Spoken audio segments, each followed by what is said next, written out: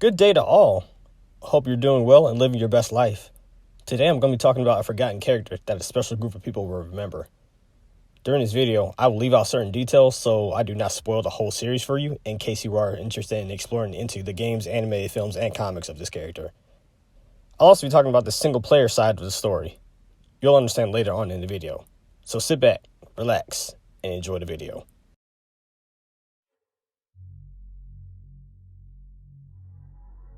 Isaac Clarke was the primary protagonist of the Dead Space video game series that ran from 2008 to 2013.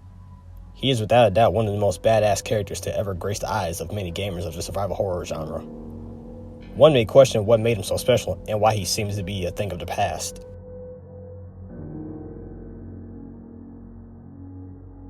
Isaac Clarke, born June 5th, 2465, was the son of Paul and Octavia Clarke in the northeastern sector of America.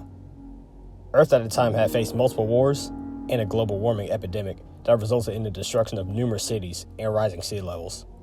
Paul was a shipbuilder who went on extended missions that would keep him away from his wife and child. He was only able to spend time with Isaac for the first 4 years of his life before he would spontaneously vanish. Isaac would grow up with his mother, who was a unitologist. Unitology is a deranged and antagonistic religious cult. Isaac was well educated in electrical and mechanical engineering, which drew the eyes of an electrical academy. Unfortunately for him, Isaac could not afford and go to the academy due to financial issues. But wouldn't his mother be proud of her son for being a productive member of society? Well, yes, if she wasn't so devout to unitology. You see, Octavia became so infatuated with unitology that she invested much of the family finances to attain high status amongst her peers. It was because of this that Isaac would distrust and have deep hatred for unitology. This wouldn't stop Isaac from pursuing his dream, as he would attend a lesser college and graduate with high honors to become a ship systems engineer in the CEC. Isaac would become a member of the USG Ishimura, the first of many planned cracker-level vessels used to literally crack open planets to mine for resources that were dwindling on Earth. It is here that he would meet his girlfriend, Nicole Brennan. The two would live together, though their careers would get the best of them, and they were separated. Isaac was assigned to a new station, while Nicole remained on the Ishimura. As shown in Dead Space Extraction, the two had talked of marrying each other, and it would have been better if the two were separated, as much as the crew on the Ishimura were unitologists. Despite this, the two would keep in contact with one another.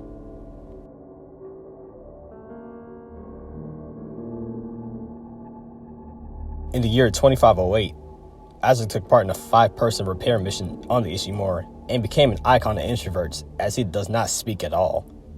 His girlfriend is there. He might know some people that still work there. Why the hell wouldn't he take part in this endeavor? The last known location of the Ishimura was over Aegis 7, a planet that is said to be several million light years away from Earth, and a history of misfortune. The crew is made up of Isaac Clarke, obviously, Kendra Daniels, a computer specialist, Zach Hammond, the crew's commander, and 2 soldiers named Chin and Johnson. You know how important they are when they're only given one name. As they enter the Ishimura via the USG Kellyan, violently I may add, they notice that something's wrong. The crew of the Ishimura is missing. The group of 5 sought answers to the lack of intelligent life when they would encounter one of the most heinous, diabolical, twisted alien species to come to media, the necromorphs. What are necromorphs, you may ask? You remember the missing crew that I mentioned earlier? Well, if you were on board the Ishimura, your answer would be, Well, of course I know him. He's me. that's because necromorphs are the crew, as a reanimated, bloodlusted version of themselves. The first one the crew encounters is known as the Slasher, the most common and basic version of these vicious creatures. It kills Chin and Johnson. Kendra, Hammond, and Isaac run for their lives and narrowly escape the murderous necromorphs. Isaac would pick up his most iconic weapon, the plasma cutter, and put it to use against the Slasher. Hammond delegates multiple tasks to Isaac that puts him in harm's way with the goal of orbiting the ship from space. And how well does that go?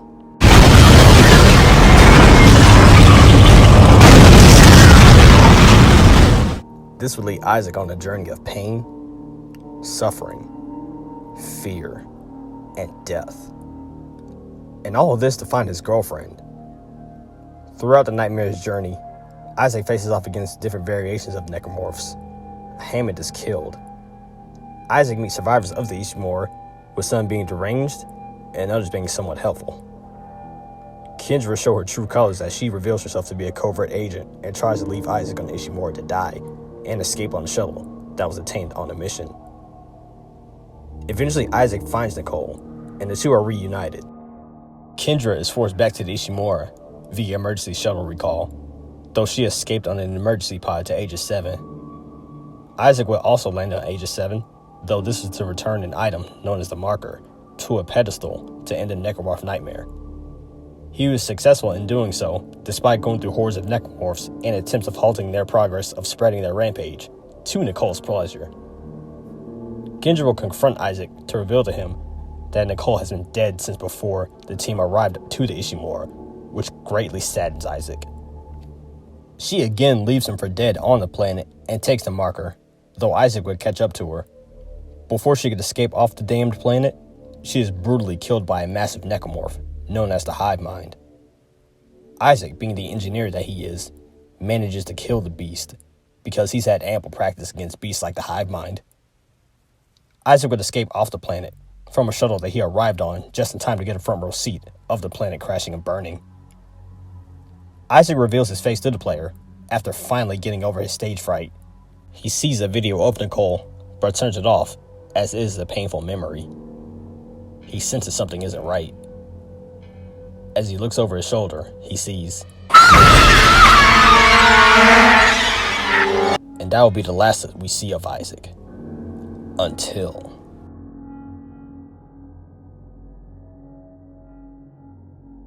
Isaac is found floating around in space by a recovery patrol team. He would then be taken to Titan Station, aka the Sprawl, a city built on the last remaining fragment of Saturn's moon, as it was the first object to be mined for resources, and is run by Hans Tiedemann. His time in the psych ward would be referenced in Dead Space Ignition and Dead Space Aftermath. For the first 3 years, Isaac and other patients would be subjected to being placed in stasis, psychological evaluations, and used to create a new marker. He also learns how to talk in those 3 years as well. What the fuck? To keep Isaac and the other patients in an obedient state, they were given memory suppressants. One night, Isaac would awaken in the patient cell, seemingly left to die as another necromorph outbreak is happening. A unitologist by the name of Franco Delisle finds Isaac and informs his superior. He doesn't mention it to Isaac that he's a unitologist, though the reason would be revealed later. While trying to help Isaac, Franco was transformed into a necromorph by an infector, in probably the most painful process as he was still alive. Isaac makes his way through another nightmarish hell maze as he runs through the hospital, in a damn straitjacket at that. He makes it through, albeit nearly at the cost of his life. After further exploration, he runs into Foster Edgars, a man who interrogated Isaac in the psych wards. Foster taunts Isaac and pretends to shank him, but apparently sets him free and points him to a flashlight and a med pack in the locker. Feeling guilty of what he and others put Isaac through, he offs himself by cutting his throat. He then meets Dana, a seemingly friendly individual, who offers to cure Isaac of his dementia. Though reluctant at first, Isaac agrees to meet her. Through death, destruction, experiencing many hallucinations of Nicole, and killing necromorphs, Isaac finally meets her, only to discover that she's a unitologist, with men holding on to Isaac. Dana is the person that Franco contacted. She reveals to Isaac that he's a wounded man, first by unitologists, for marker imprints in his brain and their desire for him to build more and spread them across the galaxy. He is also wanted by EarthGov for his desire to destroy the marker, which they do not want. Just when he is about to be put back in stasis, EarthGov appears in a shuttle and kills every unitologist, but aim like stormtroopers with Isaac. He escapes and enters a battle with a big necromorph known as the Tormentor. The battle ensues, leading into space.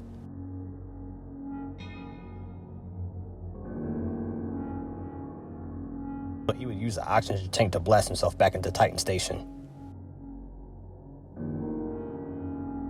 He is then contacted by Nolan Strauss, another patient that was with Isaac and used to build markers similar to him.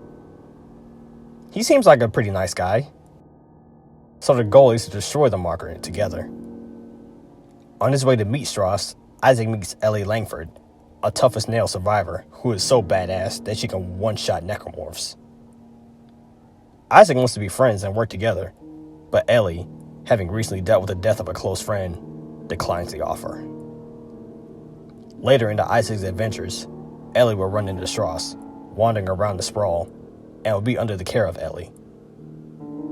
She will reluctantly agree to work with Isaac and keep Strauss alive. Through his adventures and interference from Tideman, Isaac will encounter an old friend, the Ishimura. Isaac proceeds through the vessel while painfully remembering his haunting past and experiencing more hallucinations of Nicole. Isaac would escape the nightmare and never see the ship again. Strauss, who had been slowly losing his sanity, attacks Ellie and gouges out her right eye with a screwdriver. Strauss can't do it! Ellie and Strauss would be separated for some time after the brutal skirmish. Isaac would finally confront Strauss when he attempted to stab Isaac with the same screwdriver he used to take out Ellie's eye. Though he tried to talk some sense into Strauss, Isaac would kill Strauss in self-defense with the screwdriver and putting his insanity to rest. Isaac eventually met back with Ellie again, though later in the game, Isaac would send Ellie to freedom, believing that since he could not save Nicole, he would at least be able to save her. Now alone again, except for her hallucination of Nicole as a guide, Isaac makes his way to the site of the marker. He would also run into another friend. Remember when I mentioned that Isaac was used to build markers? Well, it was through a painful process of inserting a needle into his eye to access his memories. Isaac takes a painful trip down memory road and proceeds to the marker, all while being pursued by necromorphs. Isaac gets to the marker after a brief skirmish with Tideman. He is then betrayed by the hallucination of Nicole and battles her in his mind. He is successful in this battle and permanently ends his toxic relationship with Nicole. The story would seem to end on a somber note as he sees Titan Station crumbling to the ground from the marker activation and other events leading up to the eventual meltdown. He would accept his fate, and this would be the last we see of Isaac Clarke. Except not really, because Ellie is there to save him from suffering a horrible death. She flies a dropship down to him, and the two escape as the last pieces of Titan are completely destroyed and forever gone from universal history.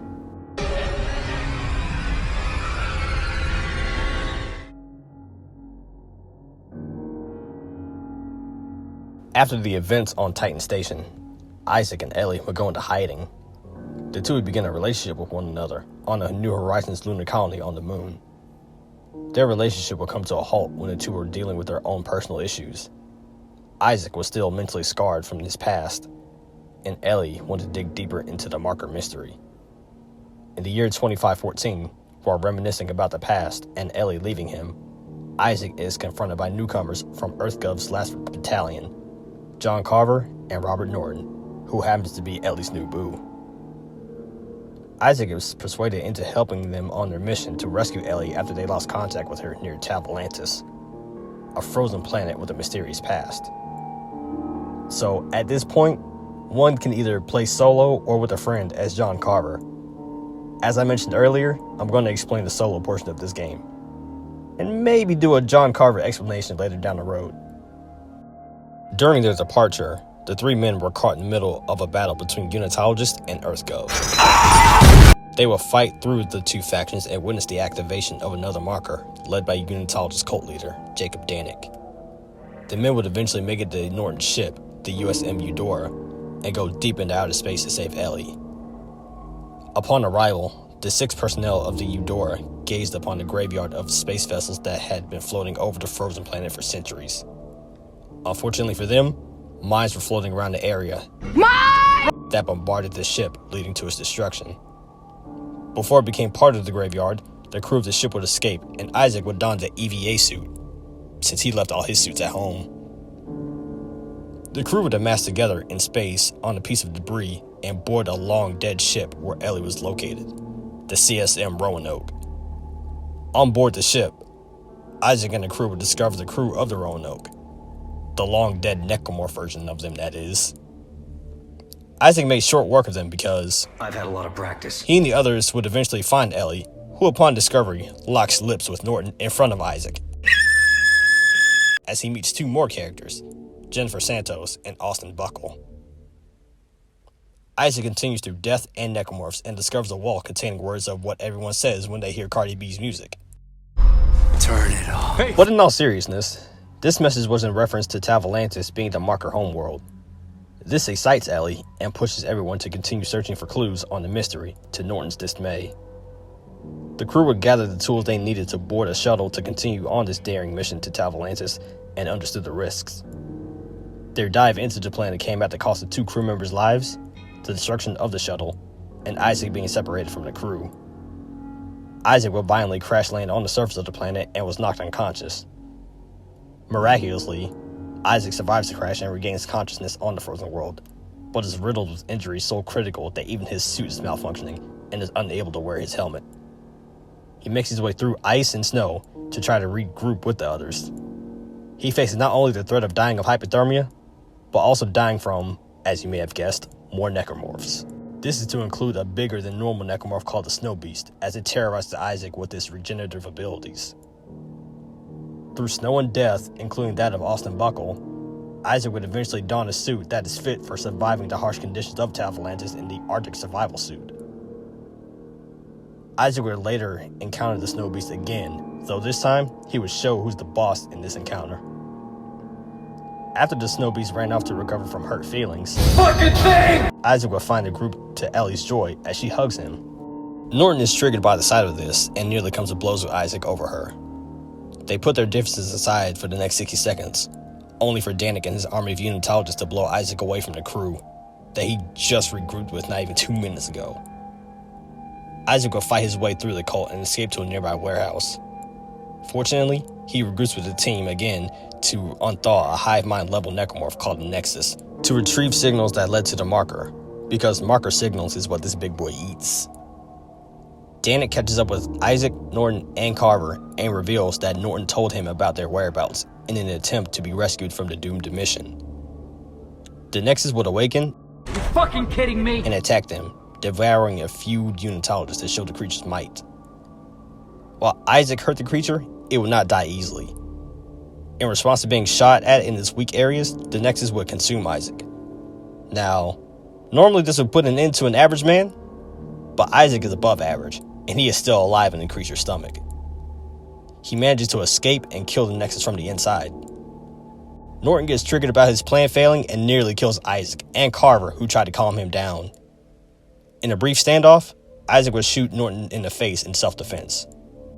He confesses to Ellie about the confrontation, though she would mistrust Isaac as she saw Norton as the partner she wanted that Isaac didn't want to be.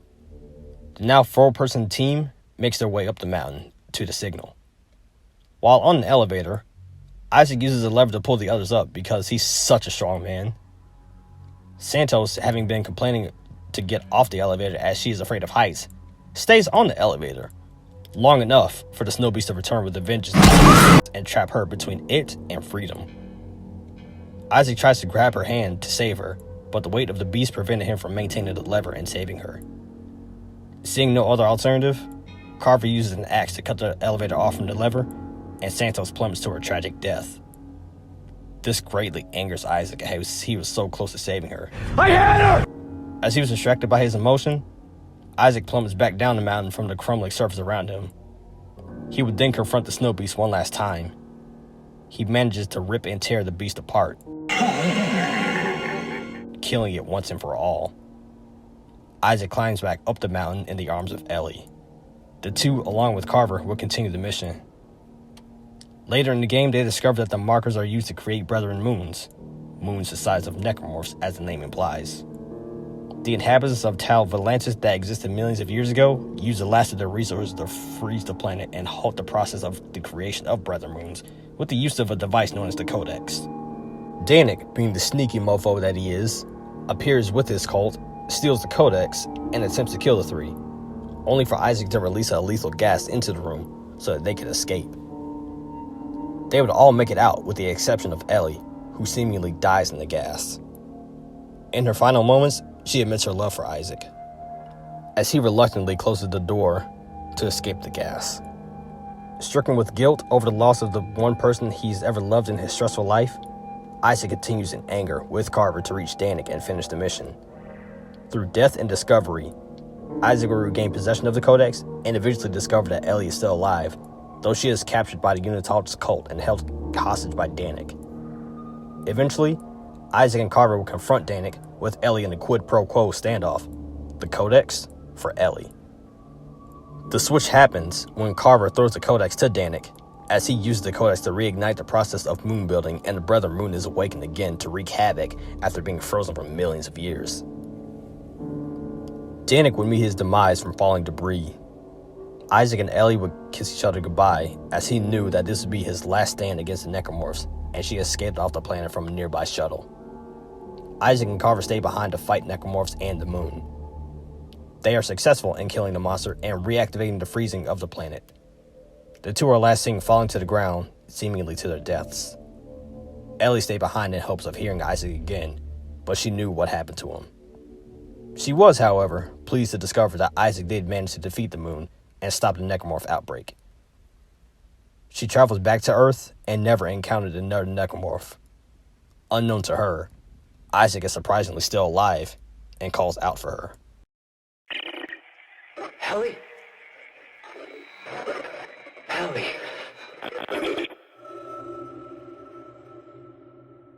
If only he had done that sooner, though.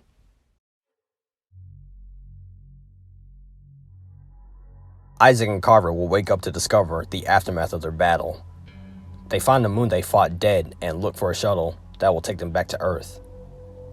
In their search, they discover more Necromorphs running rampantly again. Not only this, but they also discover that there are dozens of other moons similar to the one they fought that are approaching Earth. The two moved urgently to get to a shuttle, coming across the remaining Unitologist cult that remained. They eventually found a shuttle that would get them off the planet, but wouldn't get them to Earth. They will board one of the graveyard ships called the CSM Terra Nova to find a shock point drive, a faster-than-light method of travel through space. It is in need of repair to get them to Earth, as well as an exorcism of the Unitologist cult that had made a home there.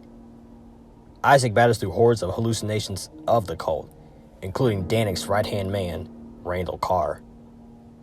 Isaac and Carver will fight over whether to destroy the ship to prevent the moons from following them to Earth, or taking the risk anyway. The two hallucinated fighting each other, only to discover that the moons were telekinetically persuading them to fight each other to stall them, as they were already aware of the Earth's location. Realizing that the fighting was all for nothing, Isaac fixes the Terra Nova, and the two make their way back to Earth and prepare for an inevitable battle with the moons. Isaac and Carver attempted to communicate with Earth for landing. Unfortunately for them, they would discover that multiple moons have already begun their assault on Earth. One of the moons appears in front of them. The screen glitches and fades to black.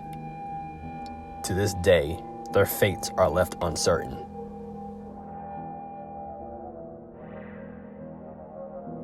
Isaac is first and foremost an engineer, so he uses his brains more than his brawn. Some examples of this is shown in the second game when he uses a flashlight he found in the locker to create a handy-dandy plasma cutter. He is even able to craft his own weapons throughout the events of Dead Space 3. Despite never being in a combat environment, Isaac knows how to defend himself well, as he uses mining tools to fight his way through the Necromorph epidemic. Isaac is strong and in shape for a 49-year-old. Yes, he is 49 years old. 46 if you take into account that he was in stasis for 3 years on Titan Station. He has smashed boxes and crates as well as Necromorphs by either swinging his tool at them or stomping them. Some of the tools turned weapons that Isaac uses are the 211V Plasma Cutter, C99 Super Collider Contact Beam, the SWS Motorized Pulse Rifle, one of the only militarized weapons in the series, a javelin gun, and a hand cannon and the devil horns. Also in Isaac's possession is a kinesis module used to grab items from a distance and throw them, a stasis module used to temporarily slow a person's movement down, and a rig, or resource integration gear, used to show a person's health, the projected navigation point, and a holographic display. So, imagine viewing your phone screen without having your phone in your hand and it's displayed in front of you. Cool, isn't it? Thank you for watching this video. It's honestly a shame that we may never know the fate of Isaac and Carver, since people complain too much about Dead Space 3 and the death of Visceral Games, the creators of the Dead Space franchise. I really hope I'm wrong in saying that Dead Space is gone forever, because there's still so much story left to tell. Please, leave your comments and questions in the appropriate section, and be sure to stick around for more videos because I got more coming. Thank you, and enjoy the rest of your day.